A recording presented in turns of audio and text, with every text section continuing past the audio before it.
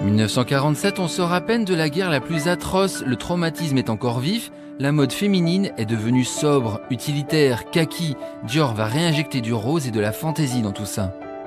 Ce qui est génial, c'est que c'est une histoire de overnight success story. Le jour avant son défilé, il était inconnu. Le jour après, il était une célébrité mondiale. Première collection, donc le New Look. Le défilé pour la collection été 1947 dure 2 heures. On présente 90 modèles et la journaliste du Harper's Bazaar, Carmel Snow, appelle cette révolution le New Look. Christian Dior vient de ressusciter la France, c'est un triomphe, mais c'est aussi un scandale d'une ampleur sans précédent. Quand il a sorti le New Look, vous parlez de polémique. Là, il y en a eu vraiment.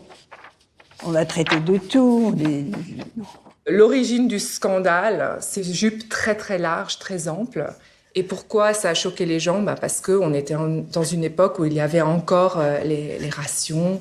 Le tissu était très difficile à trouver. D'ailleurs, son financier, Marcel Boussac, il a su trouver des tissus pour Dior pour faire sa première collection. On dit que c'était des morceaux de tissu de parachute, des chutes de soie comme ça qu'il avait. Mais c'est justement ça qui a marché avec le New Look. Parce que même si ça n'était qu'un symbole et ça n'était pas une réalité, c'était la volonté de revenir au monde d'avant et au monde de l'abondance. Et l'abondance, elle s'exprime avec des tissus et des maîtres de tissus. Quand on faisait les robes de tulle du soir, alors là, le tulle, il y a eu des métrages de 20, 30 mètres, vous voyez. Il s'en occupait pas tellement, Monsieur Dior, de ce souci de métrage, quoi. Il voulait ça, il fallait que ça soit fait comme ça, hein.